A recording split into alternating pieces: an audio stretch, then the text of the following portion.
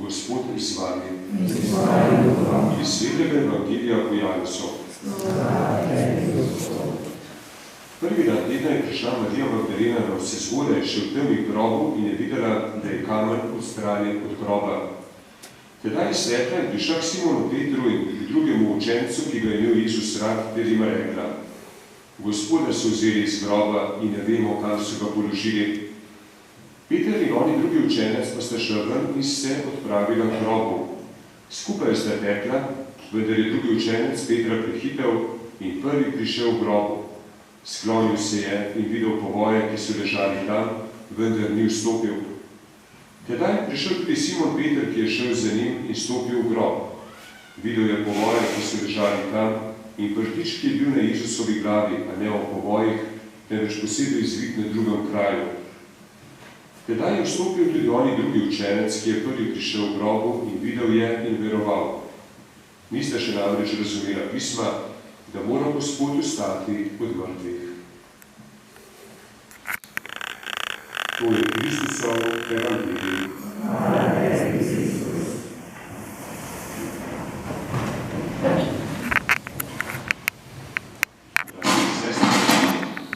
Brate in sestre, še enkrat se skupaj lepo pozdravljeni. Pozdravljeni mojem imenu, tudi v imenu vašega župnika, gospoda Pojeta. Vse skupaj pozdravljeni, še lepo blagoslovljene praznike. Glede, še eno veliko noč v našem življenju smo doživeli. Krasno vreme imamo, mislim, da imamo res velike praznike. In danes po svetem tridnevju obhajamo velikonočno mašo. In vedno, ko obhajamo veliko noč, je prav, da si kot kristjani zastavimo vprašanje, kakšen je pomen tega današnjega praznika za nas kristjane oziroma za me osebno. In dovolite, da vas najprej povabim, da si skušate predstavljati sledečo zgodbo. Predstavljate si, da imate eno družbo prijateljev, dobrih prijateljev. Več let prijateljujete, skupaj hodite na izlete, skupaj praznujete, vaše družine se obiskujejo in imate lepe spomine. Potem pa nekega dne vas obvestijo, da je eden iz te skupine nenadoma preminil, da je umrl. In potem, vi ne morate verjeti, ampak res se izkaže, da ta informacija pravilna, in ko odprete časopis, vidite v časopisu osmrtnico in napisano je, da je ta primer Jože tega dne umrl in da bo pogreb tega in tega dne. In res skupaj s prijatelji si potem slišite in greste na pogreb in tam ste zbrani ob krsti, tam duhovnik blagoslovi pokojnika in zaključi pogrebni obred. Ker je bil ta prijatelj vam zelo dragocen, na 7 dan po pogrebu greste še enkrat na pokopališče in tam vidite napis Jože, ta umrl je takrat pa takrat. Nekaj časa ste tam, lepo molite, potem pa greste domov. Čez 3 dni pa dobite zjutraj telefonski klic. In po tem telefonu vas en prijatelj obvesti, da ne bi ta Jože bil živ. Da pravzaprav nekje v tistem kraju, kjer ste, da pravzaprav ta Jože nekje tam hodi. In potem čez 5 minut nek drug prijatelj vas pokliče pa reče, veste kaj, tega Jože, ki smo videli in zdi se, da je popolnoma zdrav. In potem čez 15 minut ena prijateljica vas pokliče pa reče, veste kaj, ta Jože je živ, jaz sem nekaj minut nazaj z njim govorila, zdi se popolnoma zdrav, predvsem je pa zelo živ. In tukaj je ključno vprašanje, kaj bi vi naredili? Ali bi ga šli iskat, ali kaj bi naredili? Zakaj vam to govorim, bratje in sestre, ker to je bila dilema svetih apostolov, ki so bili na današnji dan, pred 2000 leti, zaprti v dvorani zadnje večerje.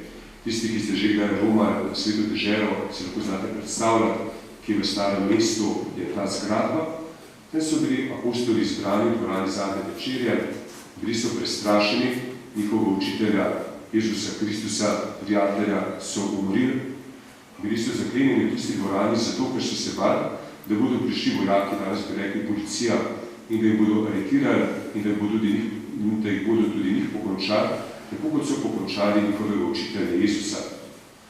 In ti apostoli so se zjutraj zbudili in potem nenadoma pridejo k njim neke žene in jim povedal, da je Jezus Kristus živ, da je grob prazen.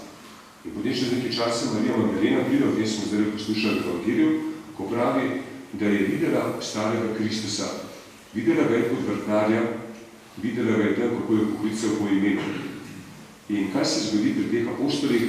Apostoli tuhtajo in se odločijo, da pošljajo dva apostola, to je Petra pa Janeza, da gresta preveriti v grobu, kaj nekaj se je tu zgodilo, ker kaj ti tem ženam niso verjeli. No in res, ko se ta dva apostola znajdeta pri grobu, vidite, da je grob odprt, v smrtnih ostankov Jezusa ni več in potem se vrnete nazaj v dvorano zadnje večerje, poveste to apostolov in kaj takrat naredijo apostoli? Apostoli, namesto da bi šli iskati Jezusa, se še enkrat zaprejo v dvorano zadnje večerje. In gledajte, bratje in sestre, če so se apostoli najprej zaprli v dvorano zadnje večerje, ker so se bali policije, bi danes rekli vojakov, ki bi jih lahko aretirali. Potem, ko so slišali, da je Jezus vstal od mrtvih, so se zaprli, zaklenili zato, ker so se bali Kristusa. Bali so se Jezusa. In vprašanje, ki si ga tukaj lahko zastavil, je, zakaj so se apostoli, ki so 3 leta živeli z Jezusom, ki so mu obljubljali zvestobo, nenadoma tako bali Kristusa, da so se zaprli v dvorano zadnje večerje. In odgovor je pravzaprav en sam, zato, ker so imeli slabo vest. Zato, ker so 3 dni prej na veliki četrtek Jezusa bolj ali manj vsi izdali. Če smo pozorno prisluhnili evangeljam, takrat so apostoli Jezusa zapustili, ko je bil najhujš, v vrtu Getsemani so zbežali, Juda Iškariot celo Jezusa prodal. In te apostoli niso hoteli, da bi ob pogledu na Kristusa in Jezus to tudi učital. Zato so se zaprli. In če smo bili pozorni, oziroma ko beremo Svetopismo, lahko beremo, kako je Jezus Kristus, zato bi on tisti, ki je iskal apostole, on je prišel v Jeruzalem, on je verjetno trkal na vrata in je rekel apostoli, učenci, dajte odpreta vrata. Vendar tega niso storili, bili so v taki blokadi in je potem Jezus moral, tako piše Svetopismo, pri zaprtih vratih vstopiti v dvorano zadnje večerje, pokazuje jim svoje rane, pokazuje jim, da je živ, in potem jim je izrekel besede, mir z vami, ne bojte se svojih grehov, ne bojte se svoje izstave. Bratje in sestre, gledajte, tu so spomini, ki se jih na posebej način spominjamo po 2000 letih, ki so pravzaprav temelj naše vere. Ko so apostoli odkrili, da je Jezus Kristus živ, da je močnejši kot smrt, da je Jezus tisti, ki jim lahko odpušča grehe, so se popolnoma spremenili. In potem lahko kasneje beremo, kako so oblikovali cerkev in kako so pravzaprav šli širom po svetu in oznanjali vero.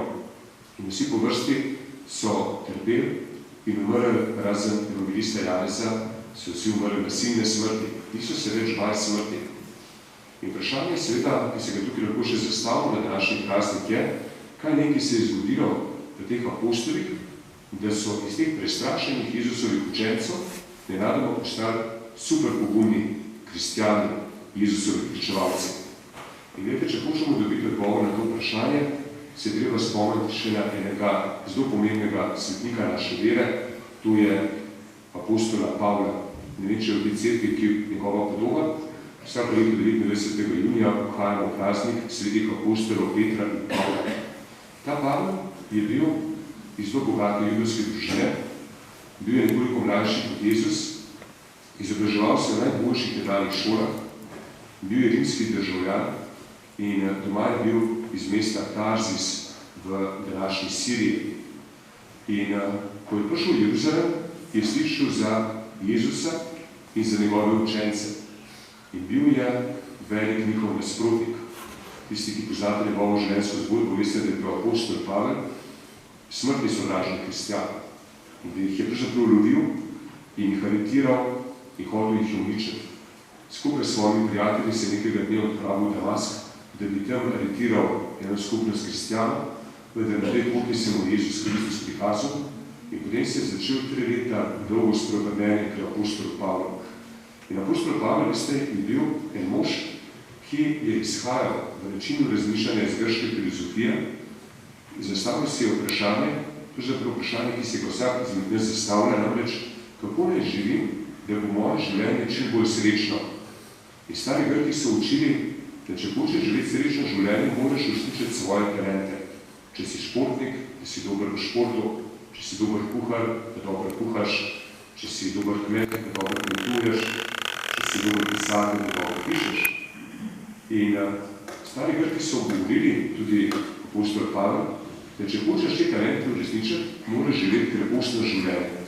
To so kreposti pravičnosti, prijateljstva, humorja, zvestobe in tako naprej.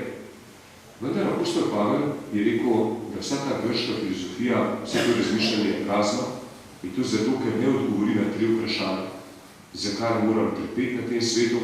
Tudi če sem sit, tudi če imam vsega dovolj, se lahko znajdem v stanju žalosti. Zakaj imam krivdo, ko naredim kaj slabega in zakaj moram umreti? In to je apostola Pavla, ta 3 vprašanja so nenehno spremljala apostola Pavla. In ko je se reči ostalega Kristusa, je dobil odgovor.